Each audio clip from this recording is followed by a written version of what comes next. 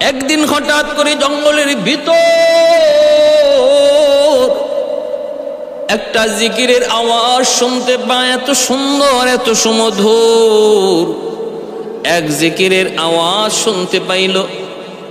আব্দুল্লাহ ওই জঙ্গলের ভিতরে কান লাগায় শুনতে চায় কোন দিক থেকে এত সুন্দর আওয়াজটা আসতেছে। আল্লাহ আল্লাহ জিকির এত সুন্দর করে কে পড়তেছে, এত সুন্দর মধুর নাম আমি তো জীবনে কোনোদিন শুনি নাই। আল্লাহ নাম এত মধুর আমি তো কোনোদিন শুনি নাই। এই নামে এত মায়া কেন, এই নামে এত জাদু কেন, এই নামে এত আদর কেন, কে এই নামটা জপতেছে এত সুন্দর। বাতাসের মধ্যে যেন তরঙ্গের ঢেউ খেলতেছে। আব্দুল্লাহ কান খাড়া করে আছে, কোন দিক থেকে আওয়াজটা বের হয় একটু দেখবো।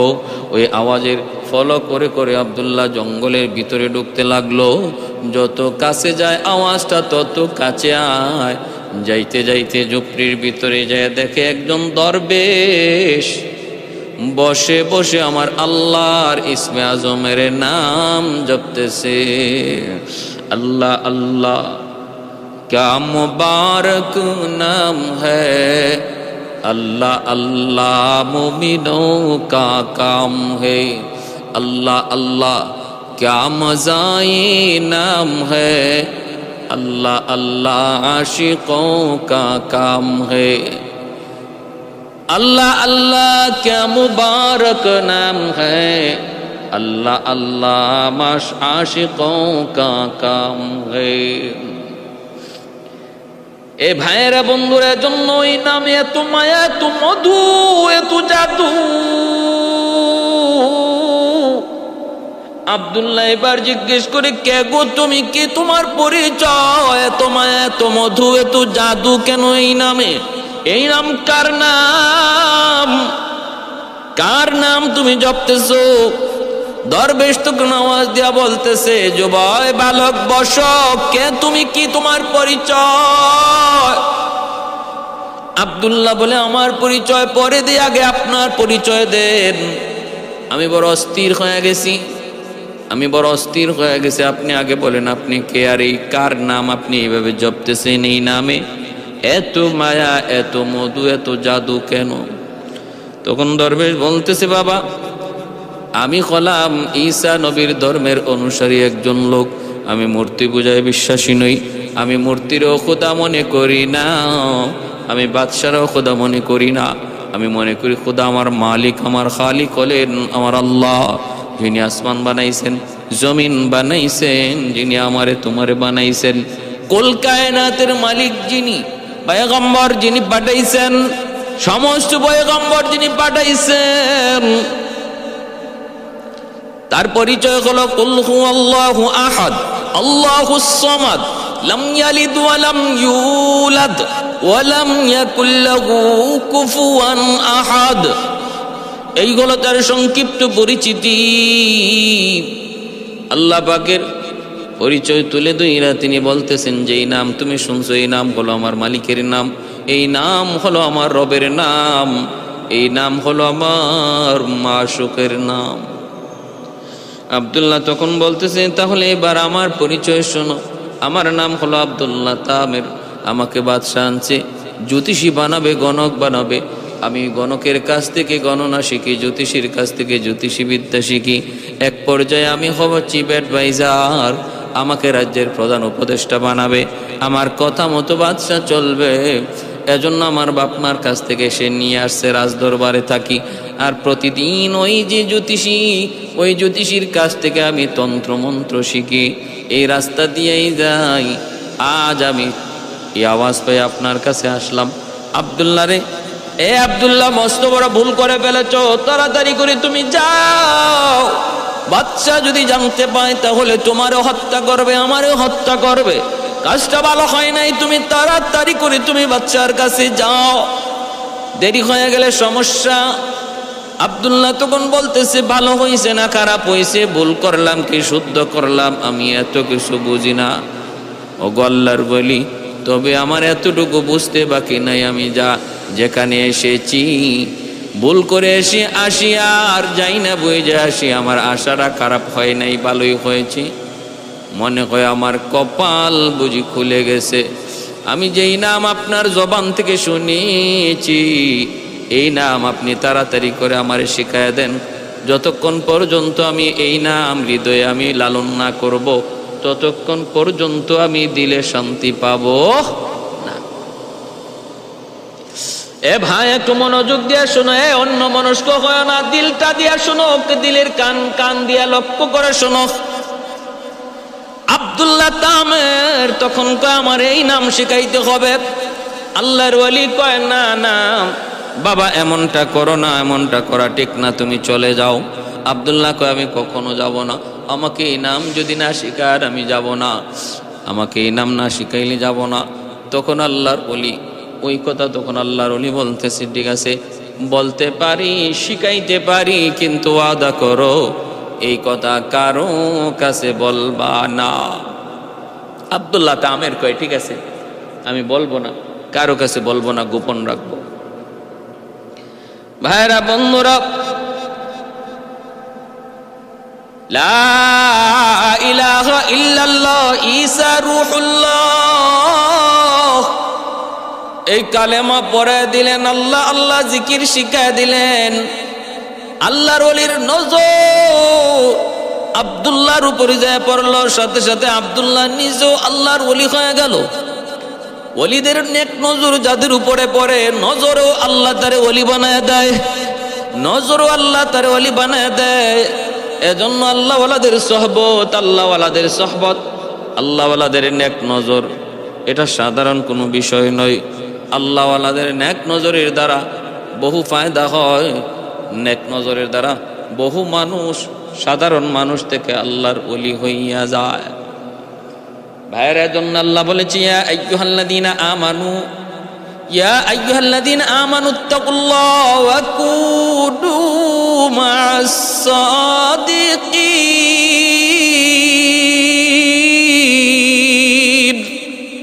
ও ঈমানওয়ালারা তোমরা আল্লাহকে ভয় করো আর আল্লাহওয়ালাদের সোহবতে যাও, আল্লাহওয়ালাদের কাছে যাও। আল্লাহওয়ালাদের সোহবতে গেলে পরে, আল্লাহওয়ালাদের কাছে গেলে পরে তখন নিজেও আল্লাহওয়ালা হওয়া যায়।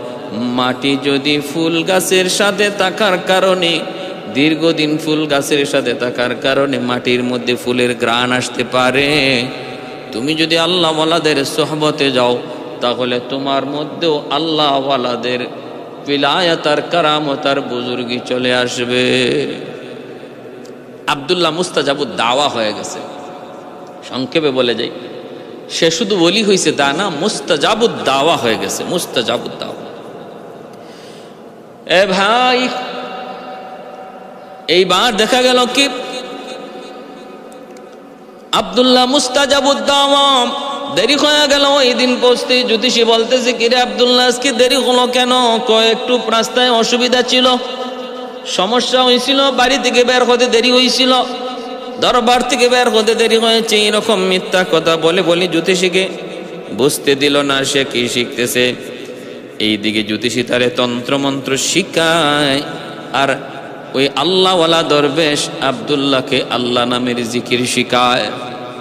ভাইরা বন্ধুরা, এইভাবে দিন চলছে। একদিন আব্দুল্লাহ সে রাস্তা দিয়ে যায়, মানুষজন তারা দূর থেকে ধমক দিয়া কয় আব্দুল্লাহ আসবি না,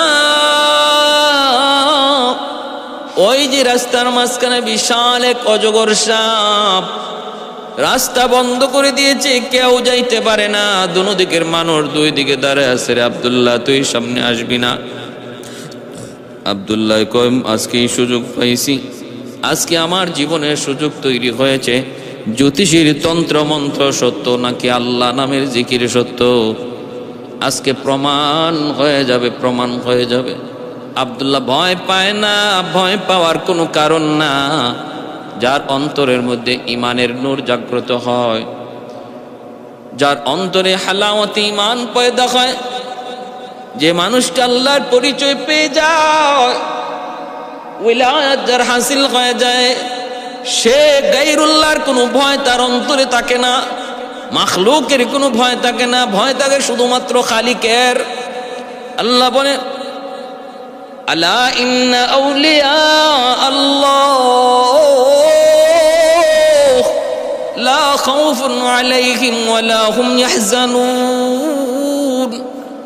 ওলি আল্লাহ যারা, তাদের কোনো ভয় নাই, তাদের কোনো চিন্তা নাই, তাদের কোনো পেরেশানি নাই, কোনো ভয় তাদের নাই। এজন্যই আব্দুল্লাহর মনের ভিতরে ওই বিশাল অজগর সাপের কোনো ভয়ভীতি নাই। কারণ আল্লাহ পাক রব্বুল আলামিন বলেছেন, আদ-দুনিয়া খুলিকাত লাকুম ওয়া আনতুম খুলিকতুম লিল আখিরা।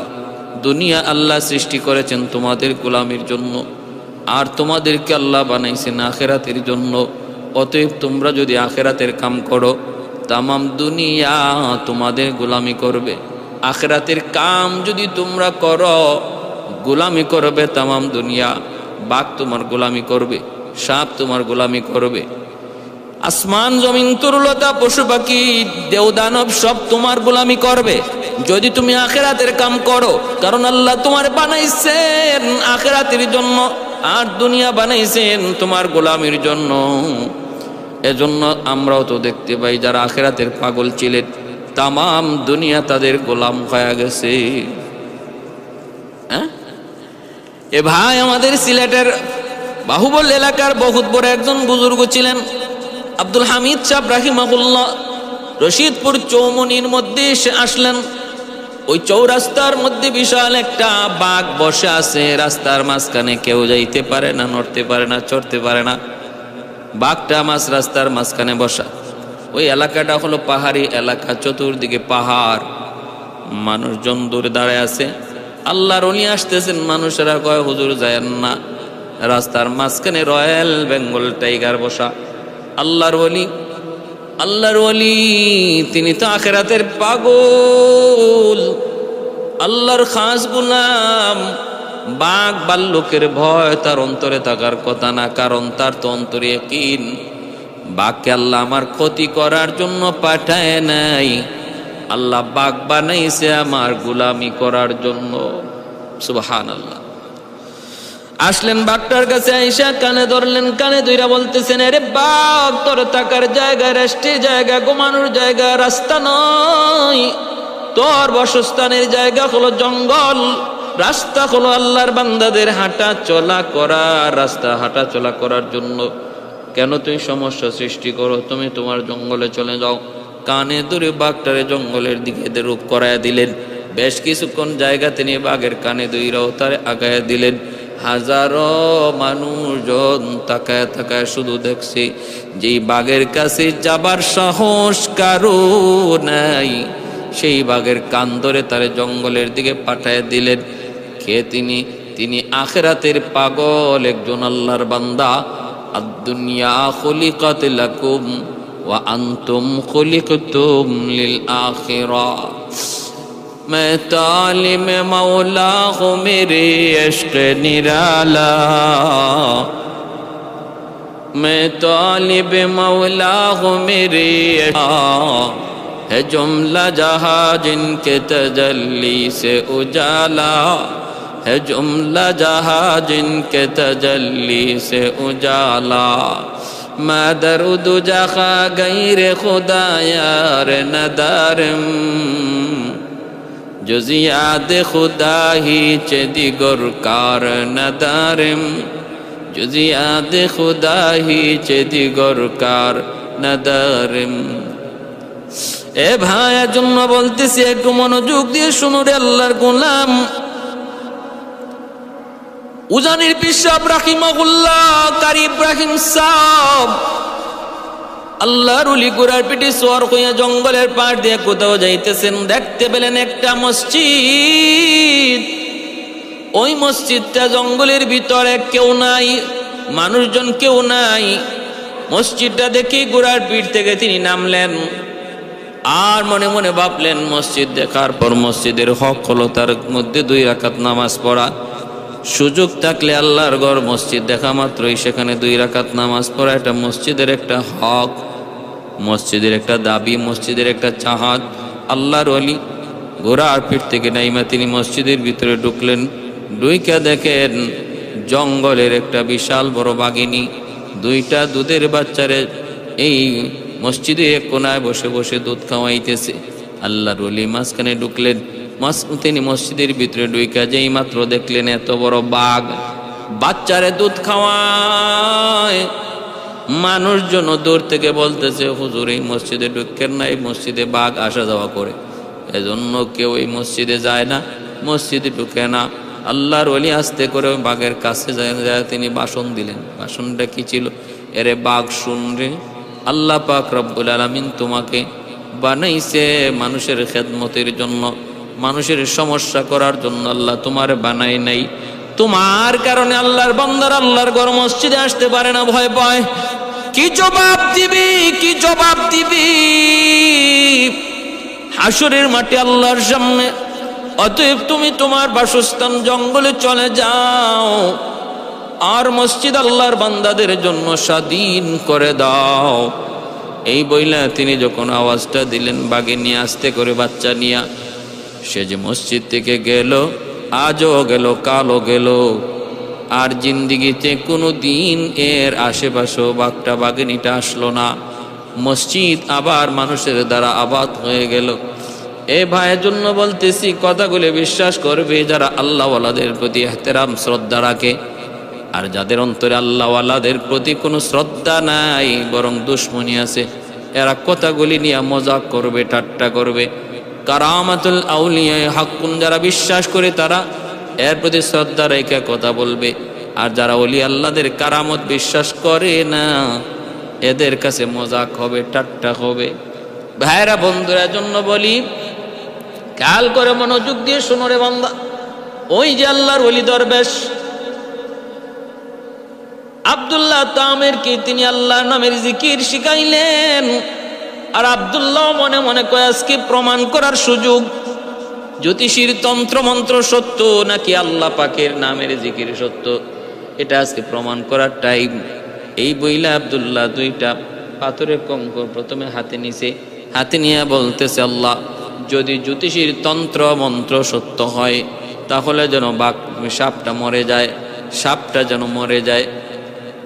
তন্ত্র মন্ত্র পইরা যখন সে এই পাথরে ফু দিয়া পাথরটা সাপের দিকে মারল, সাপ মরবে দূরের কথা, সাপ আরো রাগান্বিত হইয়া ফুসফাস করে উঠল।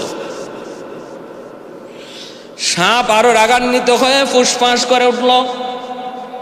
মানুষজন আরো দূরে চলে গেল। আব্দুল্লাহ কয়, রাগ, থাম থাম, বুঝেছি, আমি সব বুঝেছি, এইবার আসল পরীক্ষা।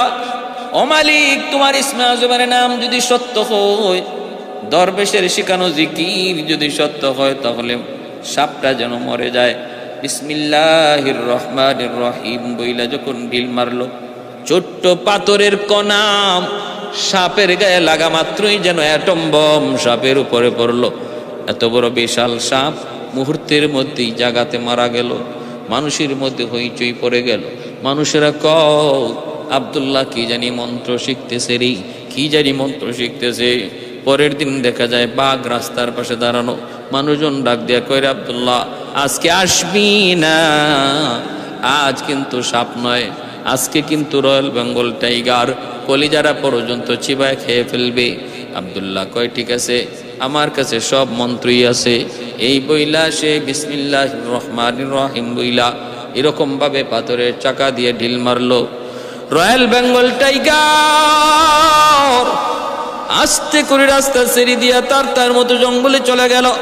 আব্দুল্লাহ যেই মাত্র ঢিল মারলো, বাঘটা আস্তে করে ভাগতে শুরু করলো। ভাগতে ভাগতে রাস্তা পরিষ্কার হয়ে গেল। আজও গেল, কালও গেল, রাস্তা পরিষ্কার। মানুষজন কয়, আব্দুল্লাহ রে, কি তুমি জাদু মন্ত্র তন্ত্র শিখতেছো? কি মন্ত্র তন্ত্র শিখতেছো?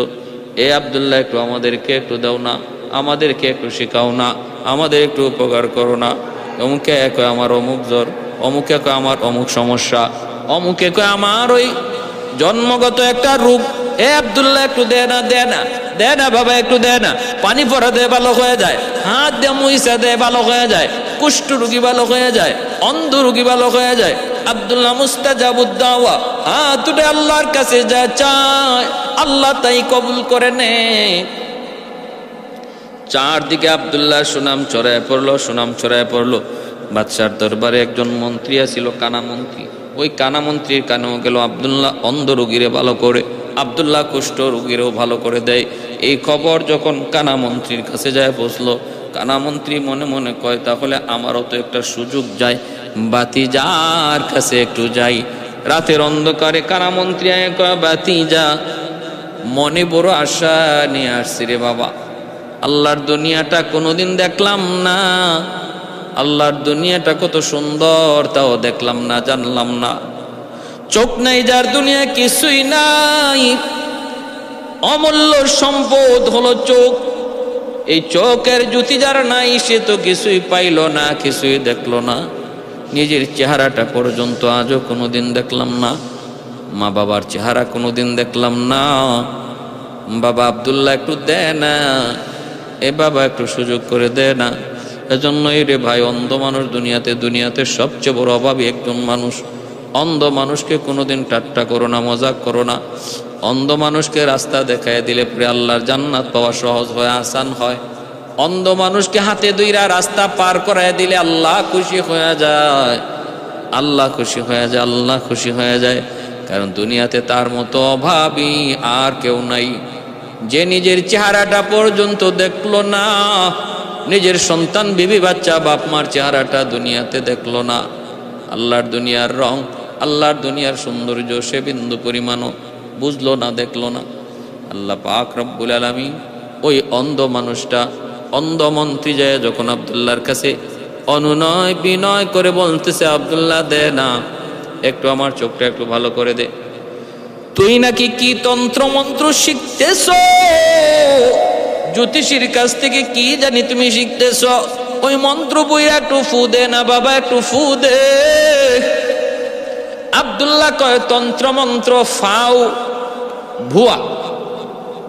ও কোস কি, তন্ত্র মন্ত্র যদি ভুয়া হয় তাহলে তোর হাতের ছোঁয়ায় মানুষ ভালো হয় কেমনে, কুষ্ঠরোগী ভালো হয় কেমনে? তুই কি যেন ফু দেস, ফু দিলে পরে সাপ মরে যায়, বাঘ মরে যায় কেমনে? তাহলে এটা কিসের মন্ত্র? আব্দুল্লাহ কয়, চাচা এটা কোনো তন্ত্র মন্ত্র নয়, এই ফুটা হলো আমার মালিকের নাম, আমার মালিকের নাম ইসমে আজম আল্লাহ। কয় মালিক আবার কি? আব্দুল্লাহ কয়, তোমার মালিক যিনি আমার মালিক তিনি, বাদশার মালিক যিনি তোমার আমার মালিকও তিনি, তামাম কায়নাত সৃষ্টিকর্তা যিনি তিনি হলেন তোমার আমার মালিক, যার নাম হলো আল্লাহ। ওই আল্লাহ পাকের ক্ষমতায় তোমার চোখ ভালো হয়েছে। এই কথা বলতেই তখন ওই লোকটায় তখন বলতেছে, মন্ত্রী এরে আব্দুল্লাহ, কার নাম নিয়ে তুমি ভালো করো আমার এত জানার প্রয়োজন নাই, তুমি আমার চোখটা ভালো করে দাও, যেভাবে খুশি করো। আব্দুল্লাহ তখন বলতেছে, চাচা যান, একটা শর্ত আছে, শর্তটা হলো আমি আল্লাহর কাছে চাইবো তোমার সুস্থতার জন্য, বাকি মঞ্জুর করার দায়িত্ব, মঞ্জুর করার বিষয় হলো আল্লাহর। আল্লাহ যদি চায় তাহলে তুমি সুস্থ হবে, আমি শুধু আল্লাহর কাছে একটু চাইবো, আল্লাহ যদি না চায় সুস্থ হতে পারবে না। কয়ের জন্য কি করা লাগবে? কয় আল্লাহর উপর ঈমান আনতে হবে। ঈমান, তুমিও কালেমা পড়ে মুসলমান হওয়া লাগবে চাচা। যদি তুমি কালেমা পড়ে মুসলমান হয়ে যাও, আল্লাহর উপর যদি তুমি রাজি হয়ে যাও, আল্লাহর উপর যদি ঈমান আনো, আল্লাহ তোমার উপর রাজি হয়ে যাবে। তখন আল্লাহ পাক রব্বুল আলামিন আমার সুপারিশটাও আল্লাহ পাক তখন কবুল করবে। অতএব তোমাকে ঈমান আনা লাগবে। কানা মন্ত্রী কয়, আমার চোখ নাই, অর্থাৎ আমার জীবনই নাই, ঈমান আনলে যদি চোখ ফিরে পাই তাহলে কোনো আপত্তি নাই। বাবা আব্দুল্লাহ, আমি এই মুহূর্তে কালেমা পড়লাম, লা ইলাহা ইল্লাল্লাহ ঈসা রূহুল্লাহ, কালেমা পাঠ করে সেও মুসলমান হয়ে গেল। এরপর আব্দুল্লাহ চোখের মধ্যে হাত বুলায় দিল, মুহূর্তের ভিতরে জন্মন্ধ মানুষটা আবার চোখ ফিরে পাইল, জন্মন্ধ মানুষটা চোখ ফিরে পাইল। পরের দিন সকালবেলা বাদশা তার মন্ত্রী পরিষদের মিটিং এর মধ্যে বসা, একজন একজন করে বাদশা মত নেয়। যখন কানা মন্ত্রীর কাছে আসে, বাদশা কয়, কিরে কানা একটু বল, তোর মধ্যে এমনি কানা মন্ত্রী কই বাদশাহ জাহাপনা কানা বইলেন না, একটু ভালো করে দেখেন। বাদশাহ তাকায় দেখে কানা মন্ত্রীর চোখ ভালো হয়ে গেছে, বড় বড় চোখে তাকায় আছে। কিরে তোর চোখ ভালো হইলো কেমনে, চোখ পাইলে কেমনে? কয় আমার মালিক দিছে, আমার মালিক। বাদশাহ কয় তোর মালিক আবার কেডা? তোর মালিক তো আমি। তুমি আমার মালিক? তুমি আমার মালিক সম্পূর্ণ ভুয়া মালিক। আমার আসল মালিক বলেন আমার আল্লাহ, যেই মালিক তোমাকেও বানাইছে, আমাকেও বানাইছে, আসমান জমিন বানাইছে। ইমান যার অন্তরে একবার ঢুকে যায় সেটারে গোপন রাখা যায় না রে ভাই, যত চেষ্টাই তুমি করো না কেন। কারণ সূর্যের পাওয়ারের চেয়ে ওই ইমানের পাওয়ার অনেক গুণ বেশি। সূর্যের আলো যেমন ভাবে কোনোভাবেই সেটা গোপন রাখা যায় না, সূর্যের আলো আটকায় রাখা যায় না। পৃথিবীর পূর্ব আকাশে সূর্য উঠলে পরে সূর্যের আলো কেউ আটকায় রাখতে পারে না, পৃথিবীটা আলোকিত করে দেয়। ঠিক তেমনি ভাবে একজন মানুষের অন্তরের মধ্যে যখন ইমানের নূর অন্তরে ঢুকে যায়, তখন এই নূরটারও কোনোদিন চাপায় রাখা যায় না, সূর্যের আলোর মতোই সেটা বেরিয়ে যায়। ইমানের নূর যার অন্তরে ঢুকে সেটারে গোপন রাখা যায় না, প্রকাশ হয়ে যায়। চেষ্টা করো, গোপন রাখা যায় না। হযরত বেলাল হাবশী রাদিয়াল্লাহু তাআলা আনহু এত করে বুঝানো কলরে, বেলাল মুসলমান হয়েছো কিন্তু এখনো তুমি গোলাম, উমাইয়ার গোলাম, এবং উমাইয়া হলো চরম দুশমন ইসলামের, মুসলমানের নবীর। যদিও টের পায় তুমি মুসলমান হয়েছো তাহলে তোমাকে রাখবে না, তোমাকে হত্যা করে ফেলবে। ও বেলাল, না না, তুমি তোমার ইসলাম প্রকাশ করবা না। কিন্তু যতই বলেন বেলাল তো গোপন রাখতে পারে না, কারণ ঈমান তো গোপন রাখার বস্তু নয়। বেলাল জবান দিয়ে আহাদ আহাদ বলতেছে, আহাদ আহাদ বলতেছে। আবু বকর সিদ্দিক কানে কানে যায় বলে, বেলাল একটু হিকমত অবলম্বন করো। ও বেলাল, তাদেরকে খুশি করার জন্য তুমি একবার তাদের নাম, তাদের দেবদেবীর নাম বলো, অথবা নীরব থাকো, আল্লাহর নামটা বলা বন্ধ রাখো। আল্লাহর নামটা আহাদ আহাদ নামটা একটু বলা বন্ধ রাখো। ও বেলাল, যা দেখতেছি তোমাকে হত্যা করে ফেলবে, মেরে ফেলবে। কারণ সূর্যের আলোতে দিনের বেলা চাপায়া রাখে আর বুকের উপরে পাথর চাপা দিয়া রাখে। রাতের বেলা প্রচন্ড আঘাত করে শরীরে ক্ষত বিক্ষত শরীরটাকে আবার রৌদ্রের মধ্যে দিনের বেলা শোয়া দেয়। পাথরই গরম, ক্ষত বিক্ষত জায়গার মধ্যে এই গরমে পাথরগুলা লাগে, খসে খসে গোশত পড়ে যায়। বেলাল আবু বকর সিদ্দিক রাদিয়াল্লাহু তাআলা আনহুকে বলে, আবু বকর, আমি তো চাই জবান বন্ধ রাখতে, কিন্তু আমার জবান তো পারে না। আমি চাই অন্য কিছু বলতে, কিন্তু আমার জবান তো অন্য কিছু বের হয় না। আমার জবান দেয়া শুধু আমার আল্লাহর নাম আহাদ আহাদ বের হয়, আর কিছু চাইলেও আমি বের করাইতে পারি না। আমাকে দোষ দিয়ে লাভ নাই। এজন্যই ভাইরা বন্ধুরা, ওই যে কানা মন্ত্রী, সেও ইসলাম গ্রহণ করার কারণে আর গোপন রাখতে পারে না ইমানের নূর, এটা গোপন রাখা যায় না। কানা মন্ত্রী সে বলে দিল। বাদশাহ তখন কেঁপে গেল, কস কি তুই? তোর মালিক বুঝি আল্লাহ? তোর মালিক আল্লাহ তোরে এই মন্ত্রকে শিখাইছে? তাড়াতাড়ি করে বল। আমাকে শিখাইছে আব্দুল্লাহ। সাথে সাথে আব্দুল্লাহরে দুই রানছে বাদশাহ, আইনা কইরে, আব্দুল্লাহ এত কষ্ট করে, এত মায়া করে তোরে রাজদরবারে আনলাম, তোর জন্য সব কিছু আমি ফ্রি করে দিলাম, তোর বাপ মার জন্য সব কিছু ফ্রি করে দিলাম। এ আব্দুল্লাহ, তুই এতদিনে কি শিখলি? তুই বুঝি এই শিখছো যে তোর আমার মালিক আল্লাহ, আমি তোর খোদা, এই কথা কি তুই ভুলে গেছো? আব্দুল্লাহ কই, তুমি আমার খোদা, এটা ফালতু কথা। তুমি আমার খোদা, মানুষ কোনোদিন খোদা হতে পারে না। তোমার আমার খোদা হলেন আল্লাহ, তুমি কোনোদিন খোদা হতে পারো না। এই কথা বলা মাত্রই আব্দুল্লাহর দিকে বাচ্চা খেপে গেল। কয় আব্দুল্লাহ রে, তোর এই কথা কে শিখাইছে? ওই জ্যোতিষী শিখাইছে বুঝি? কয় জ্যোতিষী শিখাইব ছাতা, জ্যোতিষী কি শিখাইব ছাতা, জ্যোতিষী আমারে শিখাইব কচু, জ্যোতিষী কোত্থেকে এগুলা জানবে? কে তোরে শিখাইছি? কয় শিখাইছে আমারে দরবেশ। কোথায় সেই দরবেশ? কয় জঙ্গলের ভিতরে দুইরা আনলো দরবেশকে। দরবেশকে রাজ দরবার দুইরাই না বলে দরবেশ এখনো সুযোগ আছে, আমারে খোদা কও। দরবেশ কই জীবন যাবে যাবে, তবুও খোদা তোমাকে বলতে পারবো না। খোদা হলেন আমার আল্লাহ, আমার আল্লাহ খোদা হলেন আমার আল্লাহ, তোমার আমার খোদা আল্লাহ। এই কথা বলা মাত্রই তখন দরবেশ কয় তাহলে ঠিক আছে, তোমারে হত্যা করে ফেলবো। এই বইলা দরবেশ তারে হত্যা করার জন্য নির্দেশ দিয়ে দিল। দরবারে তারে হত্যা করার জন্য সবাই প্রস্তুত হয়ে গেছে। ভাইরা বন্ধুরা, আব্দুল্লাহর সামনে হত্যা করা হলো তার উস্তাদ, তার দরবেশকে। আব্দুল্লাহ এইবার তোর এখন সময়, আব্দুল্লাহ এখনো সুযোগ আছে রে, বল আমারে খোদা কোনাইলি তোর হত্যা করে ফেলবো। আব্দুল্লাহ কো অসম্ভব, মৃত্যুর ভয় দেখে কোনো লাভ নাই, মৃত্যুর ভয় দেখে কোনো লাভ নাই। মুমিন ইমানদার আল্লাহর পরিচয় যারা পেয়ে যায় তারা আল্লাহ পাওয়ার পর কোনোদিন মরণকে ভয় পায় না, মরণ ভয় করে না, মরণকে ভয় পায় না। তুহফাতুল মুমিন আল মউত। এই কথা বলা মাত্রই বাদশা আদেশ দিল, কয়ে যাও, পরে তোমরা পাহাড়ের উপরে নিয়ে উঠাও, পাহাড়ের উপর থেকে সাইরা দিবা, আর 4 বার আগে বলবা সে আমার খোদা মানে কি মানে না, মানলে ভালো, না মানলে ফালায় দিবা। সৈন্য সামন্ত আব্দুল্লাহরে ধইরা পাহাড়ের উপরে নিয়ে উঠলো, হাত পা বেঁধে তারা পাহাড় থেকে ফালায় দিবে। আব্দুল্লাহ কোন সময় আছে বল? আব্দুল্লাহকে অসম্ভব, মরণের ভয় তোমরা দেখাও না রে।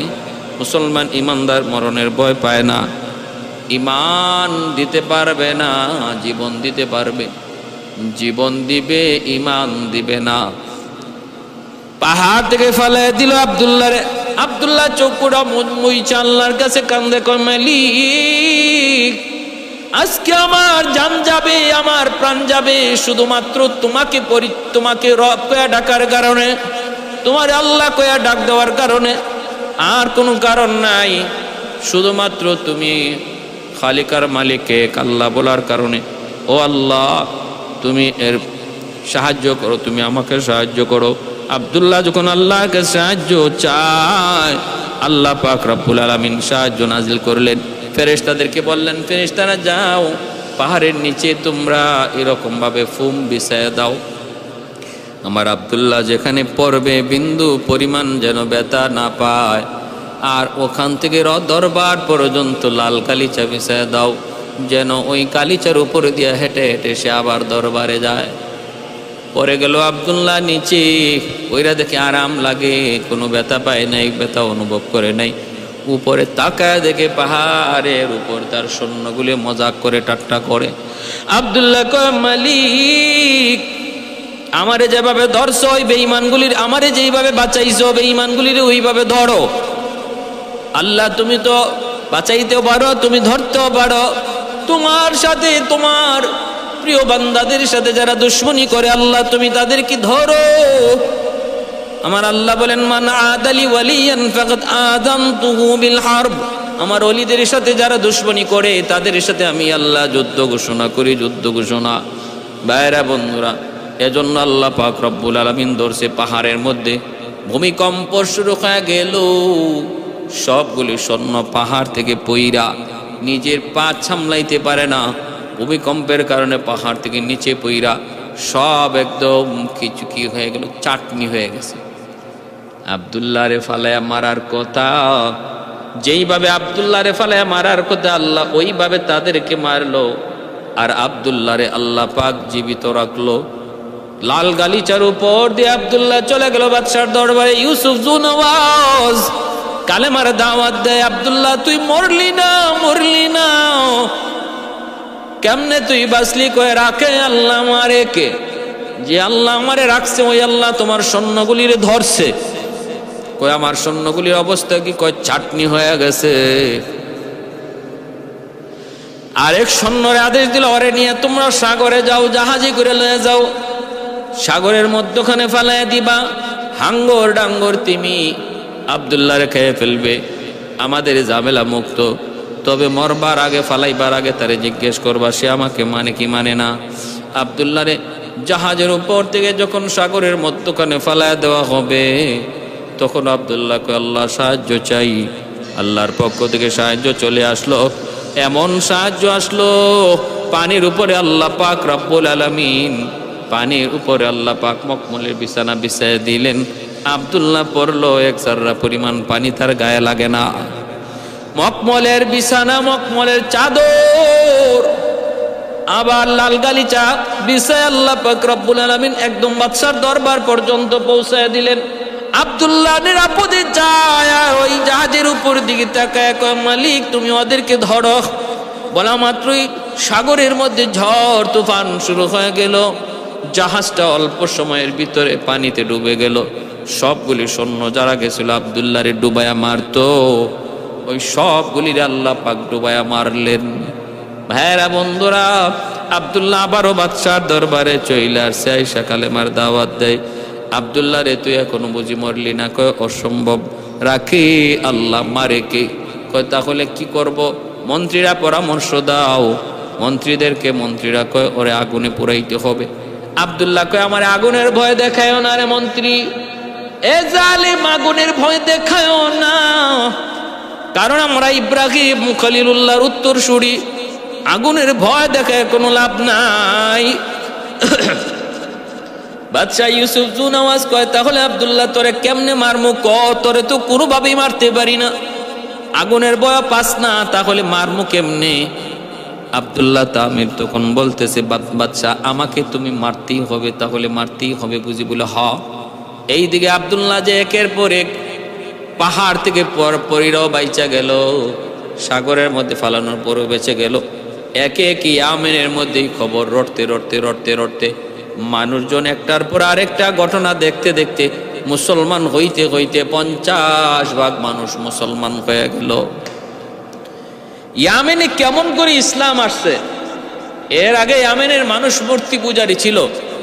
এই আব্দুল্লাহ তামের ইয়ামেনকে একটা ইসলামী রাষ্ট্র পরিণত করার পিছনে আল্লাহ তার এই গোলামকে একটা উসিলা বানিয়ে রাখছেন। আমার ভাইরা, এখন বাদশা কয় ঠিক আছে তোরে কেমনে মারমু কো? আব্দুল্লাহ কয় আমারে মারবার একটাই পথ শুধু আছে, সেই পথটা হলো নির্দিষ্ট একটা তারিখ করো আর ময়দানে আমারে হাজির করো, আর হাজারো মানুষ, এলাকার ইয়ামেনের যত মানুষ তাদেরকে দাওয়াত দাও যে আজকে আব্দুল্লাহরে হত্যা করা হবে। আমারে এক জায়গায় দাঁড় করাও, একটা তীর হাতে নিবা, নিয়া তীরটা তোমার ভগবানের নামে আর সগবানের নামে মারলে কোনো লাভ হবে না। আমি যেভাবে বলি ওইভাবে তীরটা যদি মারতে পারো তাহলে আমার মরণ হবে, এর আগে তুমি মারতে পারবা না। কয় কি? কয় কারণ হলো হায়াত মৌত কোনো ভগবানের হাতে নয়, হায়াত মৌত তোমার মতো জালেম বাদশার হাতেও নয়, হায়াত আর মৌত হলো না আমার আল্লাহর হাতে। তিনি হায়াত দেন, তিনি মৌত দেন। অতএব তীরটা মারার সময় আমার আল্লাহর নামে মারবা। বিসমিল্লাহি বিরব্বি হাদাল গোলাম, বিসমিল্লাহি বিরব্বি হাদাল গোলাম, এইভাবে কয়া তীরটা মারবা। তাহলে এই তীর আমার গায়ে লাগা মাত্রই আমার ইন্তেকাল হয়ে যাবে। হাজারো লক্ষ মানুষের উপস্থিতি হয়ে গেল। ইয়ামেনের অর্ধেক মানুষ এমনিতেই মুসলমান, বাকি অর্ধেক এখনো রয়েছে, হয় নাই। এরাও দেখতে আসলো। কয় দেখি। উপস্থিত জনতার ভিতরে আব্দুল্লাহ একটা ভাষণ দিল। আব্দুল্লাহ কয় শোনো, ইয়ামেনের জনগণ বাদশা আমাকে কতভাবে চেষ্টা করলো হত্যা করার জন্য, পারে না, কোনোভাবেই আমাকে মারতে পারে না। এখন আমি নিজেই বলেছি আমাকে যদি মারতে হয় তাহলে আমি যে আল্লাহর উপর ঈমান এনেছি, আমি যেই রবকে রব মানি, সেই রবের নামে তীর মারো। এই তীর যদি আমার গায়ে লাগে তাহলে আমার মৃত্যু হবে, নতুবা বিকল্প কোনো ব্যবস্থা নাই আমাকে হত্যা করার। আপনারা সাক্ষী, আমি চলে যাব, কিন্তু আমি চাই আমি এক আব্দুল্লাহ চলে গেলে হাজারো আব্দুল্লাহ যেন ঘরে ঘরে জন্ম হোক। বিসমিল্লাহি বিরব্বি হাদাল গোলাম কয়ে তীর মারলো। এই তীরটা আব্দুল্লাহর কপালের মধ্যে লাগলো। লাগা মাত্রই সাথে সাথে আব্দুল্লাহ জমিনে পড়ে গেল, বিদায় নিল, শহীদ হয়ে গেল। এই দৃশ্য দেখা মাত্রই উপস্থিত আরো যে 50 ভাগ মানুষ তারা এখনো বাকি আছিল কালেমা পড়ে নাই, এরাও সাথে সাথে কালেমা পড়ে মুসলমান হয়ে গেল। अंदाज बया गरचे बहुत शौक नहीं है, अंदाज बया गरचे बहुत शौक नहीं है, शायद के उतर जाए तेरी दिल में मेरी बात, शायद के उतर जाए तेरी दिल में मेरी बात, या वसात अफलाक में तकबीर मुसलसल, या वसात अफलाक में तकबल, या खाक के आगोश में तस्बीह मुनाजात, या खाक के आगोश में तस्बीह मुनाजात।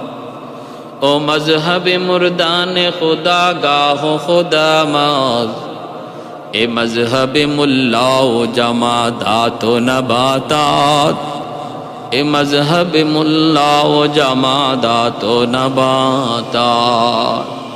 বাদশাহ এবার কয়, কিরে মন্ত্রীরা এখন কি হইল? আব্দুল্লাহরে মাইরা লাভ হইল না লস হইল? এখন তো দেখা যায় ইয়ামেনের সব মানুষ কালেমা পরে মুসলমান হয়ে গেছে, এখন কি করবা? মন্ত্রীরা কয়, আপনি 60 হাত দৈর্ঘ্য 60 হাত প্রস্থ একটা বিশাল, 60 হাত গভীর একটা বিশাল গর্ত বানান, আর এই গর্তের মাঝে একজন একজন করে দইরা আনমু, জনগণ আইনে কমু আপনারে খোদা সেজদা দিত, যদি দেয় তাহলে তো ভালো, আর যদি না দেয় ধাক্কা দিয়ে এই আগুনের অগ্নিকুণ্ডে ফালাইয়া দেব।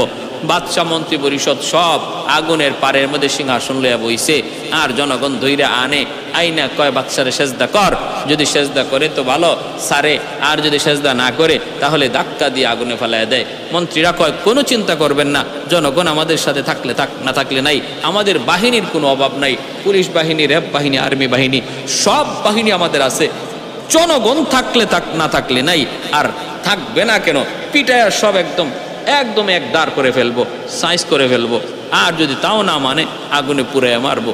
এই হলো জালেমদের জুলুমের নমুনা। বাদশাহ যখন এইভাবে ঘোষণা দিয়ে দিছে, একজন একজন করে আনে আর একজন একজন করে আগুনে ফেলায়। আল্লাহ এই কথাই পবিত্র কোরআনের সূরা বুরুজে বলেছেন, ওয়ামা নাকামু মিনহুম ইল্লা আন ইউমিনু বিল্লাহিল আজিজিল হামিদিল্লাযী লাহু মুলকুস সামাওয়াতি ওয়াল আরদ ওয়াল্লাহু আলা কুল্লি শাইইন শাহীদ। আল্লাহ পাক রব্বুল আলামিন বলেন, ওই দিন ইমানদারদেরকে যে শাস্তিটা দিয়েছিল এর একটাই শুধু অপরাধ, তাদের একটাই অপরাধ, তারা ইমানদার, তারা মুমিন, একটাই তাদের অপরাধ, তারা মুমিন, তারা ইমানদার, তারা আমি আল্লাহকে বিশ্বাস করেছে, এটাই শুধু তাদের অপরাধ, আর কোনো অপরাধ নাই। আল্লাহ পাক রব্বুল আলামিন বলতেছে, ওয়াস-সামা'i যাতিল বুরুজ ওয়াল ইয়াউমিল মাউউদি ওয়া শাহিদিন ওয়া মাশহুদ কুতিলা আসহাবুল উখদুদ কুতিলা আসহাবুল উখদুদ। আল্লাহ 4টা কসম খেয়ে বলে, ওই যে গর্তের কিনারার মধ্যে যেই মানুষগুলা বসা ছিল, গর্ত খননকারীরা, এরা ধ্বংস হোক, ধ্বংস হোক। কুতিলাল কুতিলাল।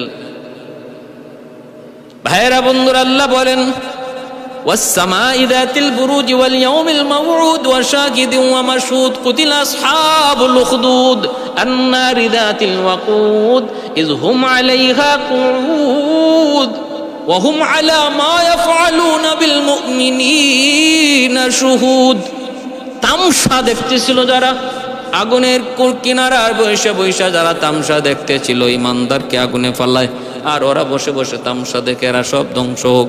আল্লাহ পাক রব্বুল আলামিন এই ঘটনাটাই উল্লেখ করেছেন। একজন 6 মাসের বাচ্চা নিয়ে মহিলাটাকে হাজির করা হলো। মহিলাকে ডাক দিয়া কইতেছে, মহিলারে তুই খোদা ক বাদশারে সেজদা করো, অসম্ভব কয়, অসম্ভব অসম্ভব কয়, নাইলে কিন্তু আগুনে ফালায় দেব। মহিলা কয়, আগুনে ফালায় কোনো লাভ নাই, কোনো অসুবিধা নাই, তবু ইমান দেব না।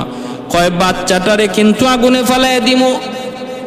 মহিলা কয়, বাচ্চার ভয় দেখাও না, আমরা বিবি হাজেরার উত্তরসূরি, আমাদের পূর্বপুরুষ সন্তান কুরবানি দিয়ে তারা অভ্যস্ত, অতএব সন্তানের ভয় দেখা লাভ নাই। টান দেয়া বাচ্চাটারে আগুনে ফালায় দিল। 6 মাসের দুধের বাচ্চা আগুনে পইরা সে বাসন দিল।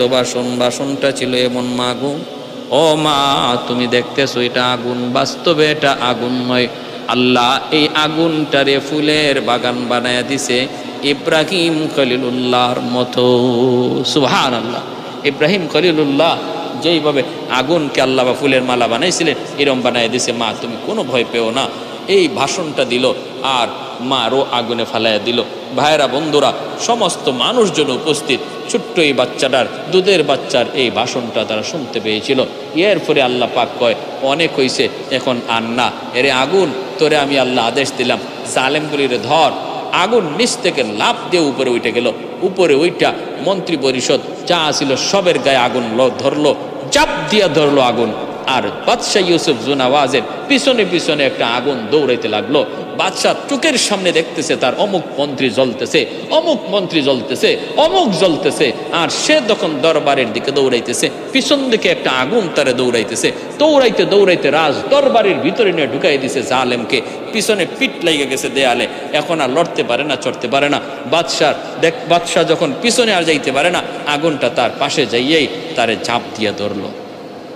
কোনো কোনো রাওয়ায়াতে এসেছে সে দৌড়তে দৌড়তে সাগরে চলে গেল। আবার কোনো রাওয়ায়াতে এসেছে জালেম বুখতে নসর বাদশার মাধ্যমে আল্লাহ এই জালেমকে আল্লাহ খতম করলেন। আগুনে পুরাইয়া পুরা দরবার আল্লাহ খতম করলেন।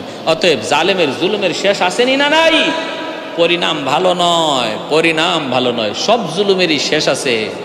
আল্লাহ ধরে না, ধরলে আল্লাহ ছাড়ে না। আল্লাহর ধরা বড় কঠিন। ইন্না বাতুশা রাব্বিকা লাশাদীদ। বহুত বড় এক অগ্নি পরীক্ষার ঘটনা আল্লাহ পবিত্র কোরআন সূরা বুরুজের মধ্যে উল্লেখ করে তার হাবিব এবং গোটা মুমিন জাতিকে আল্লাহ মেসেজ দিলেন, যারাই ঈমান এনেছো মনে কইরো না যে তুমি ঈমান আনার দ্বারাই তুমি জান্নাতি হয়ে গেছো। যতজনে দৌলতে ঈমান আনছো, ঈমান পাইছো, এই ঈমানের পরীক্ষা কম বেশি তোমার জীবনে আসবে। এই ঈমানের পরীক্ষা কম বেশি আসবে। যার ঈমান যত মজবুত হবে তার পরীক্ষা তত কঠিন হবে। কারো পরীক্ষা জীবনে হবে একবার, কারো পরীক্ষা জীবনে হবে বহুবার। অতএব পরীক্ষার মাধ্যমে ঈমানের স্তর, ঈমানের মর্যাদা, ঈমানের মাকাম আল্লাহ পাক ঈমানকে মজবুত করবে আর তার জান্নাতে মাকাম আর মর্যাদা আল্লাহ বাড়াইয়া দিবে। অতএব ভাইয়েরা, আমরাও যারা ঈমানদার মুমিন, আমাদের জীবনে আল্লাহ পাকের পক্ষ থেকে ছোট বড় ঈমানের পরীক্ষা আসবে। ওই পরীক্ষায় আমরা হতাশ হব না, আমরা নিরাশ হব না। সর্বদা আমরা পরীক্ষার মধ্যে মজবুত থাকব, আল্লাহর উপরে ইয়াকিন আর ভরসা রাখব, সর্বদা আল্লাহর সাহায্য চাইব। যে মানুষটা আল্লাহর হুকুমের উপর মজবুত থাকবে, আল্লাহর গাইবি মদদ আর সাহায্য তার সাথেই থাকবে।